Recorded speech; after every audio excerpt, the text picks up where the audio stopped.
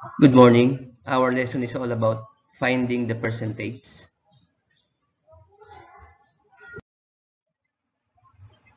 P is equal to R times B, where P is the percentage, R is the rate, and B is the base.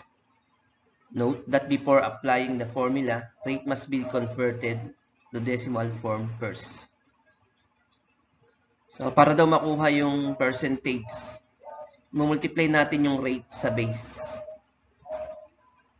Pero bago natin i-multiply yung rate, ko-convert muna natin sa decimal. Pwede rin naman natin i-convert sa fraction, pero mas madali kasing mag-multiply ng decimal kesa sa fraction. Let's study this. A survey conducted among 120 grade 5 students showed that 15% like swimming. How many of the grade 5 students surveyed like swimming? So, ayon daw sa survey, sa 120 grade 5 students, 15% ang gusto ay swimming. Ang tanong, ilang grade 5 ang sinurvey na gusto ang swimming? So we need to find out how many students compose 15% of the 120 grade 5 students. So aalamin natin ilan yung 15% ng 120. So, ibig sabihin, ang missing dito ay yung percentage o yung tinatanong. Write percent as decimal and then multiply. So, alin ba dito yung percent o rate? Ang percent o rate, yung 15%. Kasi siya yung may percent sign. So, para ma-convert natin yung 15% sa decimal, i-drop down lang natin yung percent sign, then move the decimal 2 places to the left or divide the percentage by 100. So, i-move daw natin yung decimal place ng 2 beses papunta sa kaliwa pagka-drop nung percent sign. So, kaya yung 15% is equal to 1500. Ang mangyayari, 1500 times 120. So, 120 times 1500. Pwede rin naman 1500 times 120. Pwede rin yun. 0 times 5, 0. 2 times 5, 10, carry 1. 1 times 5, 5 plus 1, 6. Pag-multiply na tayo sa 5, sa 1 naman. 0 times 1, 0. 2 times 1, 2. 1 times 1, 1. So, pagka 2 or more digits ang multiplier, dapat hindi magkatapat yung product nila. Katulad nito. Tsaka tayo mag-a-add. Huwag niyong pagtatapatin. So, bring down 0. 0 plus 0, 0. 6 plus 2, 8. Bring down 1. So, ilang decimal places yung 1500s? Siyempre, pagka hundreds, laging dalawa. Pagka decimal, nasa dulo, no value at all. So, i-drop down na natin, no? I-omit na natin yung 2 0. Kaya ang sagot ay 18. Learning task 1. Using the formula P is equal to R times B, find the percentage of each by changing percent to decimal.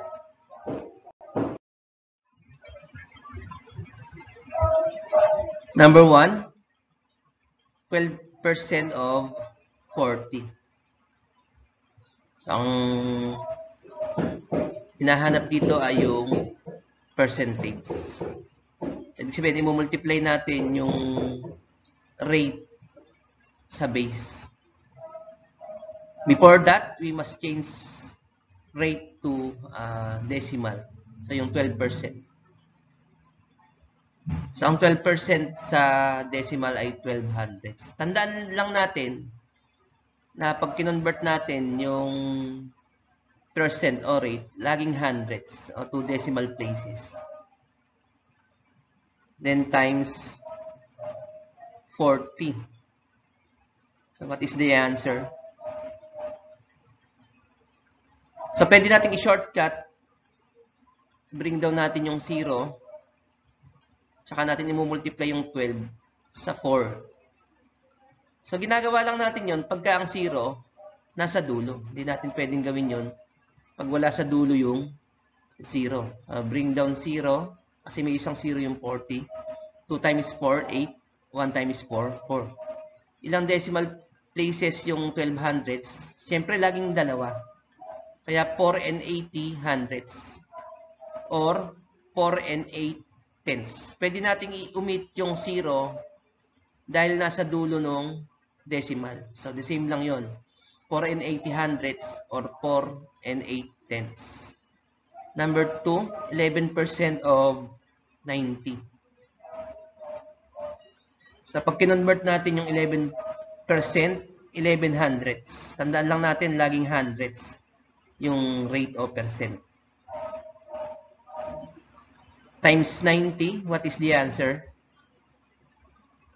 So, pwede ulit nating shortcut method. I-bring down natin yung 0 ng 90 kasi may isa siyang 0 sa dulo. Then 11 times 9. 1 times 9, 9. 1 times 9, 9. So, the answer is 9 and 90 hundredths or 9 and 9 tenths. Pwede nating i-omit yung 0 sa dulo ng decimal.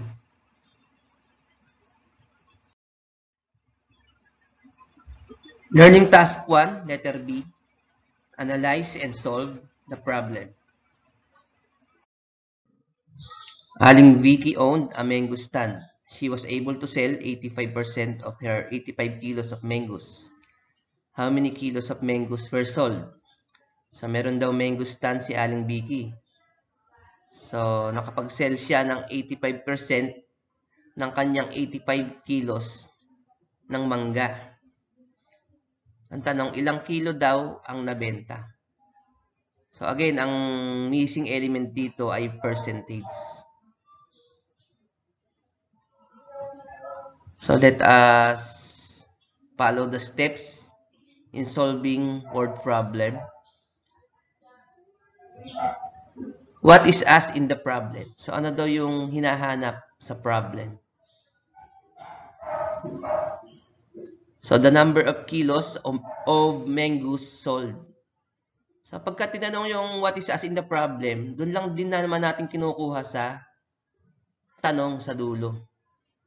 Kaya lang, i-convert natin yung interrogative sentence sa declarative sentence o yung patanong na pangungusap, i-convert natin sa pasalaysay. So, pag sinabi natin how many, the number yun, the number. Then, idugtong mo na lang yun. Yung kilos of mangoes sold. So, kaya the number of kilos of mangoes sold. Next, what are the given facts? 85% yung Vicky sell. Then, 85 kilos of mangoes. So, pag sinabi natin given, ito yung mga numbers na gagamitin natin sa pag-solve ng problem. Next, what is the operation to be used? Siyempre, multiplication kasi ang formula natin ay R times B. So, multiplication ng ating operation. Then, what is the complete answer? Siyempre, ito na yung solution. Yung 85%, 85 hundredths yun. Pag kinonvert natin sa decimal. Times 85. 5 times 5, 25, carry 2. 8 times 5, 40 plus 2, 42. Then, multiply naman natin yung 85 sa 8. 5 times 8, 40. Carry 4. 8 times 8, 64. Plus 4, 68. Then, add. Bring down 5. 2 plus 0, 2. 4 plus 8, 12. Carry 1. 1 plus 6, 7. Siyempre, laging 2 decimal places. So, the answer is 72 and 2500 kilos of mangoes. So, yun yung nabenta na mangga. Learning task 2. Complete the table by identifying the percentage of the following items.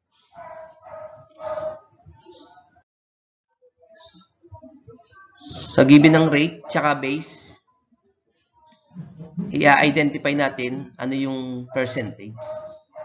Number 1, 25% yung rate at yung base ay 40. Siyempre, i-multiply lang natin yon, pero i-convert muna natin yung 25% sa decimal. So, 2500 times 40. The answer is 10. Shortcut method, bring down lang yung 0 ng 40 kasi nasa dulo. 5 times 4, 20, carry 2. 2 times 4, 8 plus 2, 10. 2 decimal places. Pagka sinimplified natin, siyempre, tatanggalin na natin o i-omit na natin yung dalawang 0 sa dulo kasi no value na yun pagka ang decimal ay 0. So, the answer is 10. Number 2, 10% ang rate, ang base ay 120. So, yung 10% ay 10 hundredths times 120. So, may 0 yung mga numbers sa dulo. So, i-bring down lang natin yun. So, may dalawang 0 kasi yung 10 hundredths isa, yung 120 isa. I-bring down lang natin yon. Then, i-multiply mo yung 12 sa 1. Siyempre, ang 1 times 12 ay 12. Then, 2 decimal places, i-omit na natin o i-remove na natin yung 0 dahil no value at all kasi decimal yun eh. So, the answer is 12. So, may shortcut method pag nagmumultiply tayo sa 10 hundredths o pag kinukuha natin yung 10% ng isang numero. Ang ginagawa natin, pagka 0 yung dulo, nire-remove lang natin yung 0, yun ang sagot. Katulad nito, 120, 10% of 120, tinanggal lang natin yung 0, kaya 12. Yun ang shortcut doon. Halimbawa, 10% of 50. Pag tinanggal natin yung 0 ng 50, 5 ang sagot. Kaya ang 10% of 50 ay 5. Halimbawa naman, 10% of 500. So, tatanggalin natin yung isang 0. Ang sagot ay 50. So, yun yung shortcut doon. Kung non-zero number naman, imumove lang natin yung decimal point ng isang beses papuntang kaliwa. Halimbawa, 10% of 48. So, para hindi na kayo mag-compute, masolve nyo mentally, imumove yung decimal point papuntang kaliwa ng isang beses. So, the answer is 4.8 or 4 and 8 tenths. So, ganun lang pag multiply sa 10 hundredths o pag-compute ng 10% ng numero. Last number, 3. 15% ang rate, ang base ay 125. So, 15 hundredths times 125. So, hindi tayo makagamit ng shortcut method dahil hindi naman 0 yung dulo ng numero. So, yung 15, i-multiply muna natin sa 5. 5 times 5, 25 carry 2. 1 times 5, 5. Plus 2, 7. Then 15 times 2 naman. 5 times 2, 10 carry 1. 1 times 2, 2 plus 1, 30. Then 15 times 1 naman. 5 times 1, 5. 1 times 1, 1. So kung hindi kayo sanay ng ganitong pagmumultiply, pwede nyo rin namang baligtarin para mas mabilis. 125 times 15 hundredths. Ang pwede nyong gawin, baligtarin nyo. Ang gawin nyong multiplier, yung 15 hundredths para mas mabilis. Ganon din naman ang makukuha nyo. So let us add.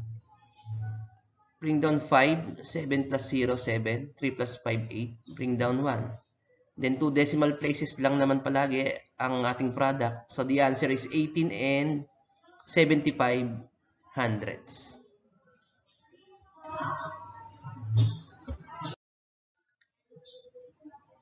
To generalize, in finding the percentage of a given number, follow these steps. Ang unang gagawin, find the rate in the given problem. So i-identify nyo alin ang rate. Then arrange the numbers vertically. Next, move the decimal point of the given rate twice from right to left. So ito yung pagko-convert ng rate sa decimal. So i-move lang natin ng twice papuntang kaliwa. Multiply the numbers following the steps in multiplication. Pag na-convert na sa decimal, i-multiply na natin. Count the number at the right of the decimal point, which will decide where to put the corresponding decimal point. So, lalagyan natin ng decimal point yung product natin. So, lagi lang namang 2 decimal places. Dahil lagi natin i-multiply sa hundredths. Kasi pag kinonvert natin yung percent o rate, always hundredths yung kanyang decimal places. Learning task 3. Solve the given problem. Number 1. On their family budget, Manalo family allotted 45% for the education of their children. If the family has a monthly income of 13,540 pesos, how much is allotted for the education of their children? So, inaalat daw ng Manalo family yung 45% ng sweldo para sa education ng kanilang mga anak. So, magkano daw yung inaalat sa education ng kanilang mga anak? So, siyempre, ang missing pa rin, ang hinahanap dito ay percentage. I-multiply natin yung rate sa percentage. So, pero pwede rin naman nating baligtarin, gawin nating multiplier yung rate natin. Kasi mas mabilis na tayong makakapag-multiply pagka lesser ang digit noong multiplier natin. So, pag kinonvert natin yung 45% sa decimal ay 45 hundredths. So, i-multiply muna natin yung 13,540 sa 5. 0 times 5, 0. 4 times 5, 20. Carry 2. 5 times 5, 25 plus 2, 27. Carry 2. 3 times 5, 15 plus 2, 17. Carry 1. 1 times 5, 5 plus 1, 6. After that, multiply naman natin sa 4. Yung 13,540. So, tandaan natin, huwag niyong pagtatapatin. 0 times 4, 0. 4 times 4, 16. Carry 1.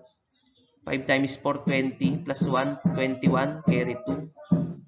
3 times 4, 12. Plus 2, 14.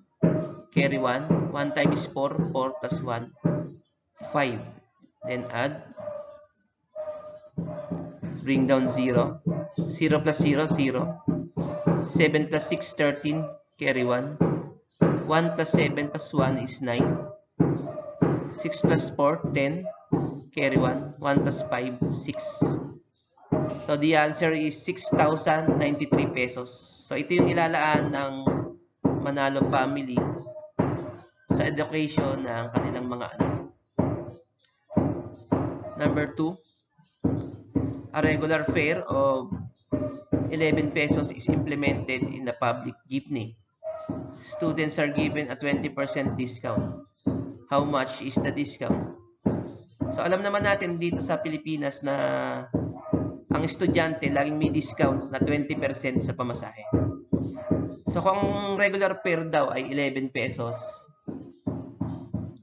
magkano daw ang discount ng estudyante?